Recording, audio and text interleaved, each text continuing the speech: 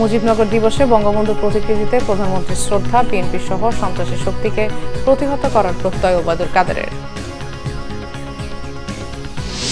দেশে ত্রাসের রাজত্ব কায়েম করেছে আওয়ামী লীগ, অভিযোগ আমির খসরু, সরকারের বিরুদ্ধে আন্দোলন চলবে।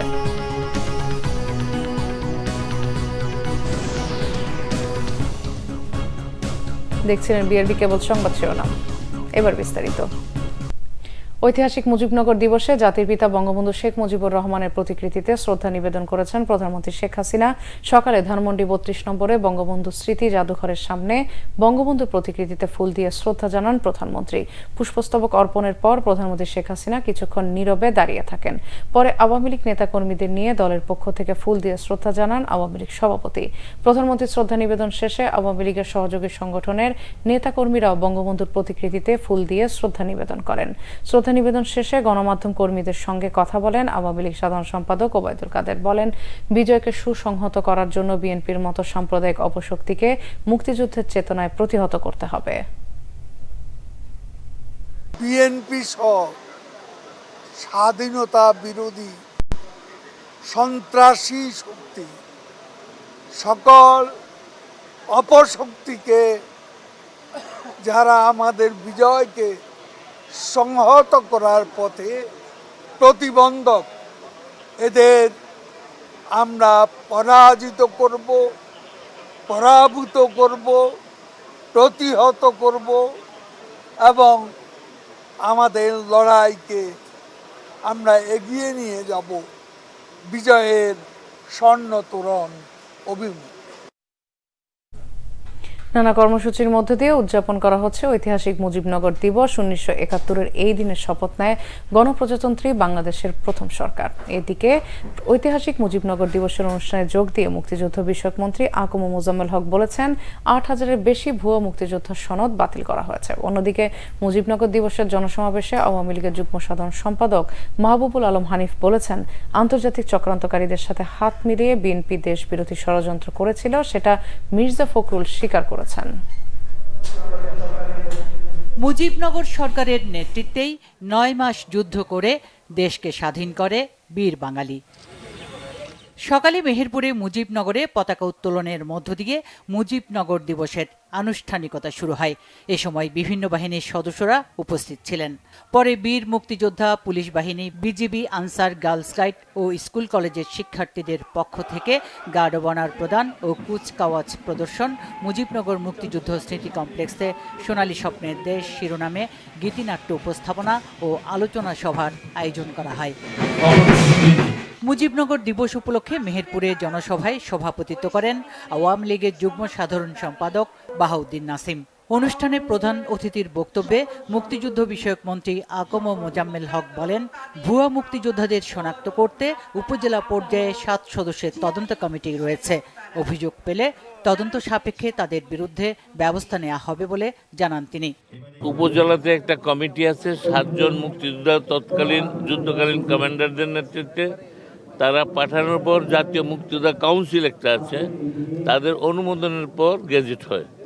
যদি কেউ মিথ্যা তথ্য দিয়ে এমন হয়ে থাকে, সেটা যদি কেউ অভিযোগ করে বা কোনোভাবে আমাদের মন্ত্রণালয়ের নজরে আছে, সেগুলো আমরা শুনানি দিয়ে বাতিল করি। এরকম প্রায় ৮,০০০-এর উপরে ইতিমধ্যে বাতিল হয়েছে।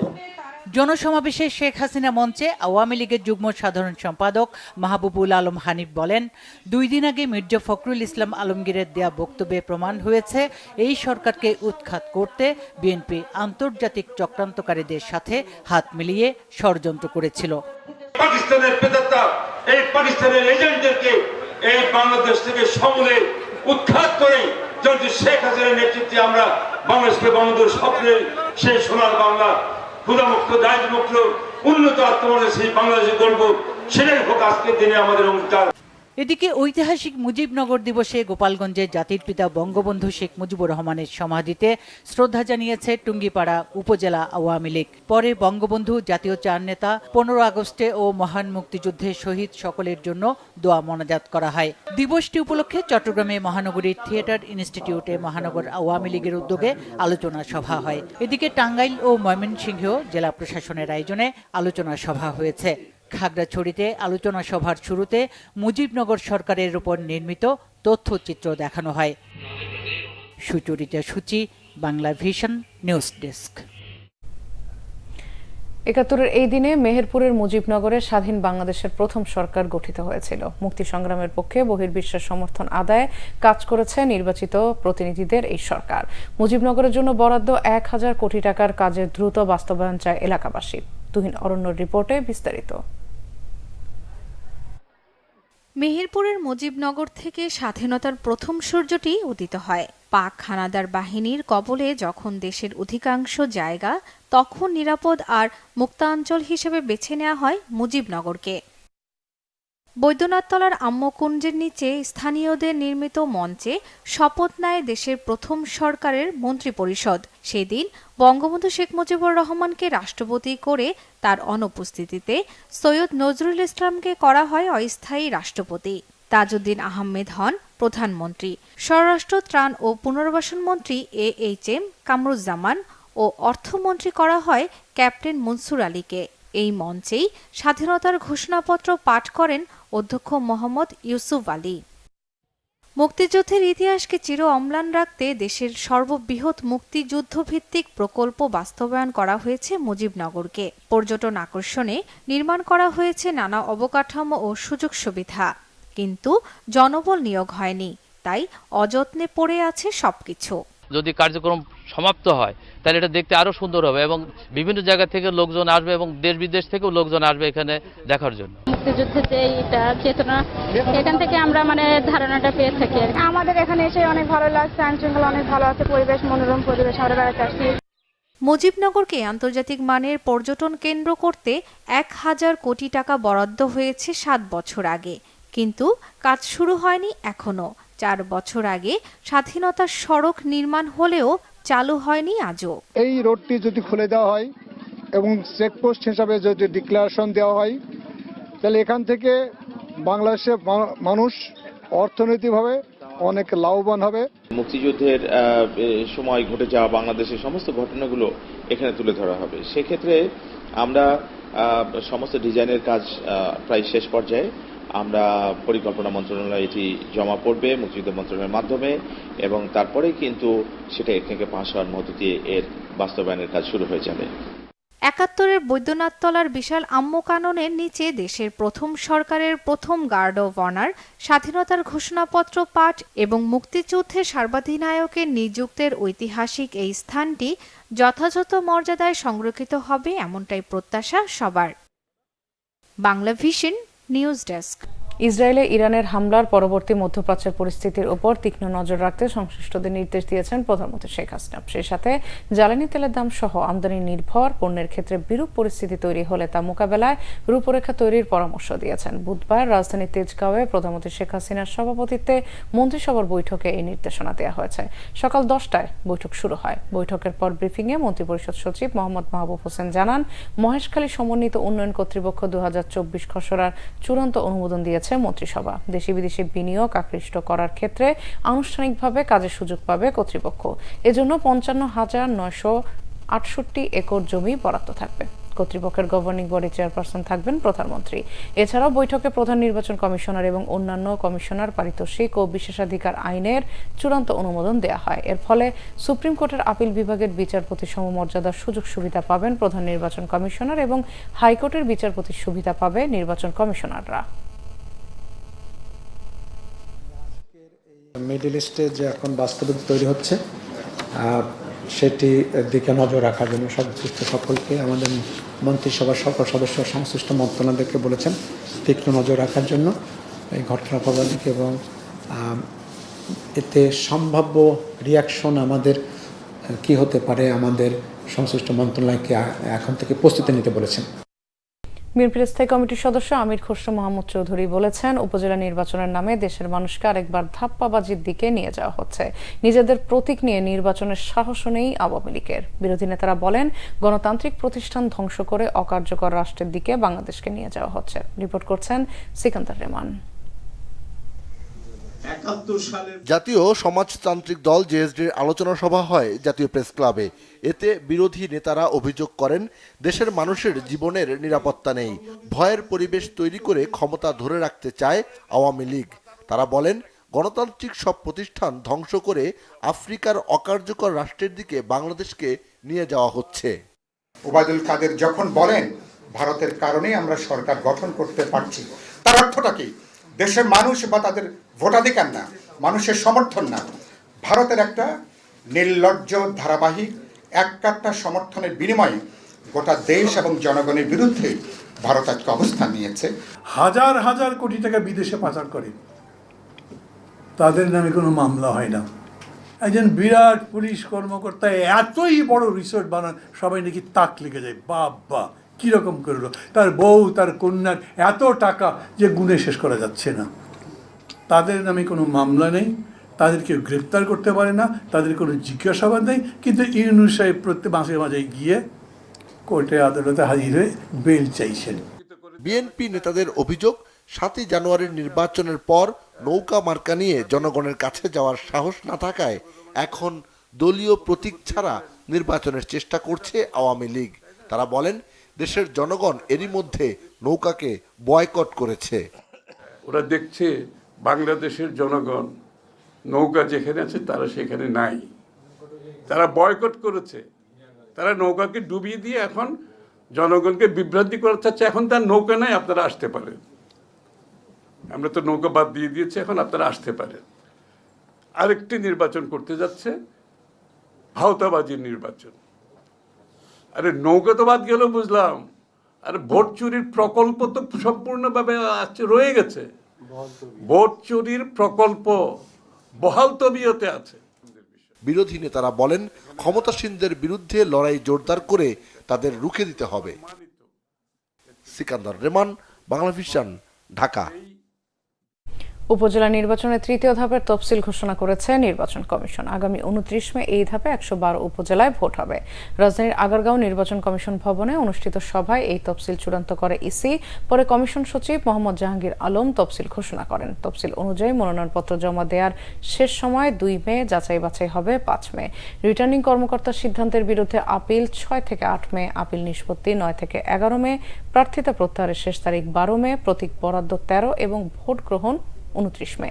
সকাল 8টা থেকে বিকাল 4টা পর্যন্ত ভোট হবে। তৃতীয় ধাপের 112 উপজেলার মধ্যে ইভিএম এ ভোট নেওয়া হবে 21 উপজেলায়। এর আগে ঘোষিত তফসিল অনুযায়ী প্রথম ধাপে 150 উপজেলার ভোট হবে 8 মে, আর 21 মে দ্বিতীয় ধাপে 161 উপজেলায় ভোট হবে। তফসিল চূড়ান্ত করেছেন, যার মধ্যে 21টি উপজেলাতে ইভিএম মেশিনের মাধ্যমে ভোট গ্রহণ অনুষ্ঠিত হবে। বাকিগুলোতে আপনার স্বচ্ছ ব্যালট বাক্স এবং ব্যালট পেপারের মাধ্যমে ভোট গ্রহণ অনুষ্ঠিত হবে। অর্থমন্ত্রী আবুল হাসান মাহমুদ আলীর দাবি, অর্থনৈতিক সংস্কারে সরকারের নেওয়া উদ্যোগগুলো কাজে লাগছে, মানুষের মাঝে স্বস্তি ফিরছে। অর্থনৈতিক ক্ষেত্রে সরকারের উদ্যোগকে যারা নেতিবাচক দৃষ্টিতে দেখে তারা এসবে খুশি না বলে মন্তব্য করেন তিনি। মঙ্গলবার ওয়াশিংটন ডিসিতে ওয়ার্ল্ড ব্যাংক ও IMF এর বসন্তকালীন বৈঠকে অংশ নিয়ে সাংবাদিকদের প্রশ্নের জবাবে এসব কথা বলেন তিনি। তবে IMF বলছে চলতি অর্থ বছরে সরকারের লক্ষ্যমাত্রার চেয়ে জিডিপি 1.5% কম অর্জিত হলেও ধারাবাহিকভাবে মূল্যস্ফীতি কমবে। ওয়াশিংটন থেকে জিএম হাসানের রিপোর্ট। জিডিপির বড় লক্ষ্যমাত্রা অর্জনের বিষয়টি সরকার বেশ গুরুত্বের সাথে সামনে আনে, যদিও জিডিপির সাথে বিশ্বব্যাংক ও IMF এর বড় ধরনের পার্থক্য থাকে। ওয়াশিংটন ডিসিতে ওয়ার্ল্ড ব্যাংক ও IMF এর বসন্তকালীন বৈঠকে IMF এর ওয়ার্ল্ড ইকোনমিক আউটলুক প্রকাশ করা হয়। সেখানে বাংলাদেশের ক্ষেত্রে সংস্থাটির পূর্বাভাস, চলতি অর্থ বছরে সরকারের লক্ষ্যমাত্রার চেয়ে 1.5% কম অর্জিত হবে জিডিপি, আর আগামী 2024-25 অর্থ বছরে হবে 5.7%। তবে জিডিপির প্রবৃদ্ধি কমলেও ধারাবাহিকভাবে কমবে মূল্যস্ফীতি। Inflation continues to come down. Median inflation will decline from 4% at the end of last year to 2.8% by the end of this year and 2.4% at the end of 2025. And most indicators continue to point to a soft landing. আগামী 2 বছর অপরিবর্তিত 3.2% হারে অর্জিত হবে বিশ্ব অর্থনীতির প্রবৃদ্ধি। তবে এ সময় কিছুটা চাঙ্গা হবে ইউরোপ আমেরিকার অর্থনীতি। This represents a 0.3 percentage point upgrade from our October projections for 2024, with stronger activity than expected in the US, China, and other large emerging markets, but weaker activity in the euro area. এদিকে আইএমএফের GDP প্রবৃদ্ধির পূর্বাভাস নিয়ে খুব একটা চিন্তিত নন অর্থমন্ত্রী। সাংবাদিকদের প্রশ্নের জবাবে তিনি বলেন, সংকট থেকে ঘুরে দাঁড়াতে শুরু করেছে দেশ। কিন্তু স্টিল ভালো, এটা তো খুবই ভালো, আমরা খুবই হ্যাপি। করছি না আমরা, ওই যে যেভাবে নিচে যাচ্ছিল সেখান থেকে তো উঠে এসছি। আমি তো বলেছি যে আমরা আমরা রিকভার করছি। মানুষের মধ্যে স্বস্তি ফিরলেও যারা নেতিবাচক দৃষ্টিতে দেখেন তারা খুশি নন বলে মন্তব্য করেন অর্থমন্ত্রী। We are coming back on track. যেগুলো করার দরকার আমরা সেগুলোই করছি, এবং তো আস্তে আস্তে রেসপন্ড করবে, একটু রাতারাতি করে না। মানুষ আরো স্বস্তি পাবে কিনা সামনের দিকে, এটাই জানতে চাই। হ্যাঁ, নিশ্চয়ই পাবে, অলরেডি পাওয়া উচিত, মানুষ তো পাচ্ছে। এইটা তো যারা শুধু নেতিবাচক দৃষ্টি দিয়ে দেখে তারা খুশি না। অর্থনৈতিক উত্তরণের ধারা নিয়ে সন্তোষ প্রকাশ করেন অর্থমন্ত্রী। চলতি অর্থ বছরে সরকারের প্রবৃদ্ধি লক্ষ্যমাত্রা 7.5%। আইএমএফ বিশ্বব্যাংকের বসন্তকালীন বৈঠকে আইএমএফ পূর্বাভাস দিচ্ছে বাংলাদেশ প্রবৃদ্ধি অর্জিত হবে 6%, যা আগামী অর্থ বছরে আরো কমবে।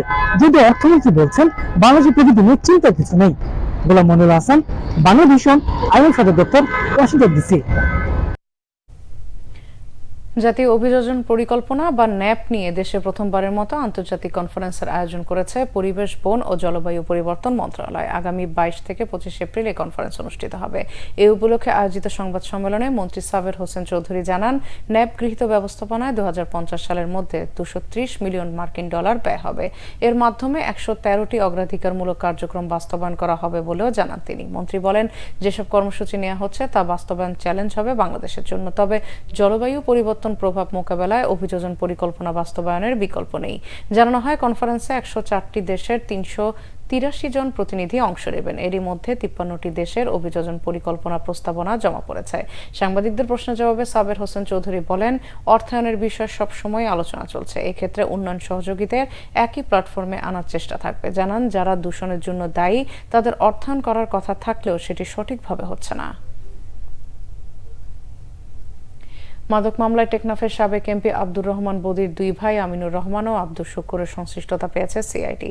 বুধবার দুপুরে রাজধানীর মালিবাগে সিআইডি কার্যালয় সংবাদ সম্মেলনে এমন তথ্য দেন সংস্থাটির প্রধান ও অতিরিক্ত আইজিপি মোহাম্মদ আলী মিয়া। তিনি বলেন, বদি পরিবারের আর কেউ মাদকের সাথে জড়িত কিনা তাও খতিয়ে দেখা হচ্ছে। বদির 2 ভাইয়ের সম্পদ ক্রোকের প্রক্রিয়া চলছে বলেও জানান সিআইডি প্রধান। মাদকের 35টি মামলা তদন্ত করছে সিআইডি, এমন তথ্য জানিয়ে মোহাম্মদ আলী মিয়া বলেন, এরই মধ্যে মাদকের 10 গডফাদারকে গ্রেফতার করা হয়েছে। এদের অবৈধ সম্পদের পরিমাণ 46 কোটি টাকা। দেশের ভেতরে থাকা মাদকের কয়েকজন গডফাদারের কারণেই মাদকের বিস্তার হচ্ছে বলেও জানান তিনি। বাংলাদেশে গড়ে প্রতি বছর প্রায় 80,000 মাদকের মামলা হয় বলেও জানান সিআইডি প্রধান।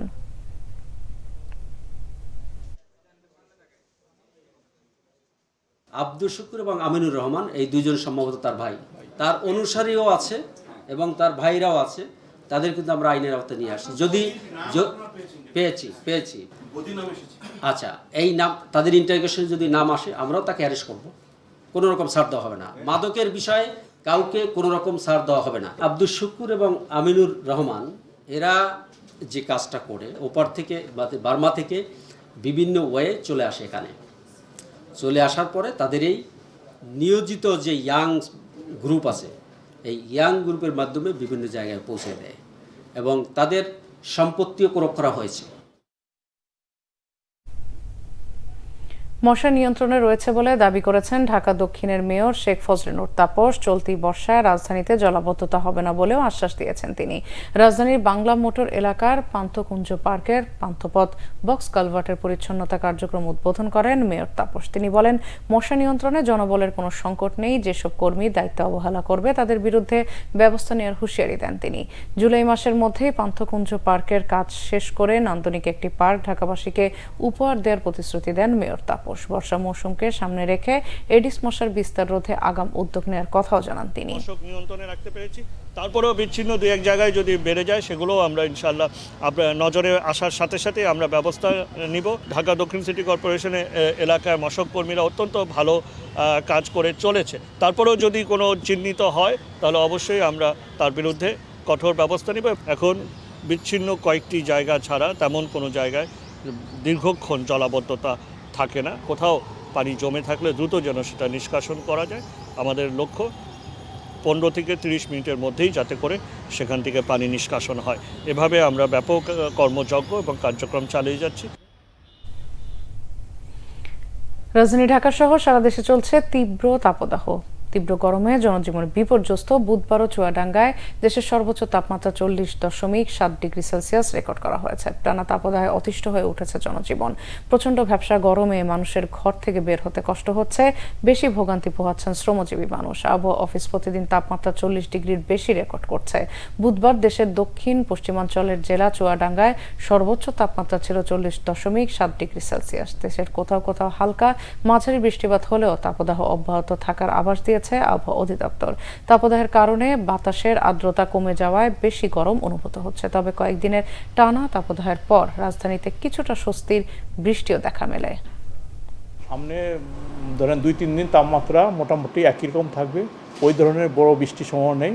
যে বৃষ্টিটা হবে লোকালাইজ বৃষ্টি। 20 তারিখ 21 তারিখের পর্যায়ে যে আমাদের যে মডেল, আমরা যে অ্যানালাইসিস, এখানে দেখা যাচ্ছে তাপমাত্রা আরও একটু বাড়তে পারে।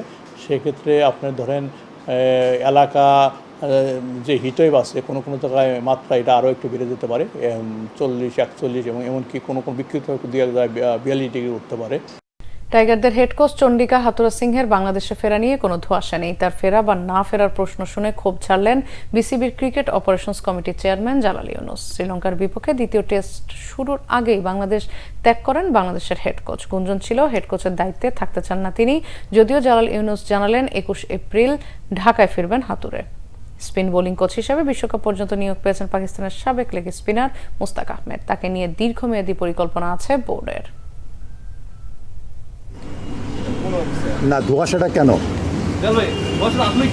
না ধোঁয়াশাটা আমি বুঝলাম না। এটা ধোঁয়াশাটা আমাদের কাছে না। ধোঁয়াশা কোথায়? আমরা কি কোনো স্টেটমেন্ট দিয়েছি? তার ধোঁয়াশা কোথায়? এনিওয়ে এটা ছাড়া যদি কোনো অন্য কোনো কোশ্চেন থাকে বলেন। এখানে কোনো ধোঁয়াশা নাই। Better you avoid the question. এখানে আমাদের তরফ থেকে কোনো ধোঁয়াশা নাই। আমরা কোনো স্টেটমেন্ট দেই নাই। এই দায়ভার আমাদের না। এটা কিন্তু অনেকবার মিডিয়াতে এসছে। আমিও বলেছি অনেককে, আমাদের হেড কোচ আসবেন 21 তারিখে রাত্রেবেলায়। 22 তারিখ থেকে মোস্ট অফ দ্য কোচেস 22-23 তারিখের মধ্যে they will be available. Already আপনি দেখেছেন যে SNC coach, strengthening and conditioning coach is here. Zimbabwe সিরিজের আগে আমাদের নতুন যে একজন কোচ, আমরা স্পিন বোলিং কোচ দেখেছেন মুশতাক আহমেদ আসার কথা। আশা করি জিম্বাবুয়ে সিরিজের আগেই এখানে চলে আসবে। বাকি যারা আছে তারাও বাই 23rd মধ্যে চলে আসবে এপ্রিলে। প্রথমে বলে নিই, মোটামুটি এখন আমরা তাকে নিয়ে এসেছি জিম্বাবুয়ে এবং ওয়ার্ল্ড কাপকে মাথায় রেখে, কিন্তু আলাপ আলোচনা হয়েছে লং টার্মের জন্যই, যাতে আমরা লং টার্মের জন্য বেনিফিট পেতে পারি সেই ধরনের আলাপ আলোচনা হয়েছে, বাট এখনও ফাইনাল করিনি আমরা। আর মুশতাক আহমেদের লেভেলের একজন স্পিনার যদি বাংলাদেশে আমাদের আসে, এবং আমরা জানেন যে আমাদের এখানে একজন ডানাতি লেগ স্পিনারের ঘাটতি দেখছি, তো সে যদি আমাদের আরও other then Rishad already he is in the national side, এবং 2-1 যারা আছে প্রমিসিং যারা লেগ স্পিনার্স আছে তাদের জন্য একটা বড় একটা সাপোর্ট। সংবাদ শেষ করব বিআরবি কেবল শিরোনামগুলো আরেকবার জানিয়ে। মুজিবনগর দিবসে বঙ্গবন্ধুর প্রতিকৃতিতে প্রধানমন্ত্রী শ্রদ্ধা। বিএনপি সহ সন্ত্রাসী শক্তিকে প্রতিহত করার প্রত্যয় ওবায়দুল কাদেরের। দেশে ত্রাসের রাজত্ব কায়েম করেছে আওয়ামী লীগ। অভিযোগ আমির খসরুর। সরকারের বিরুদ্ধে আন্দোলন চলবে।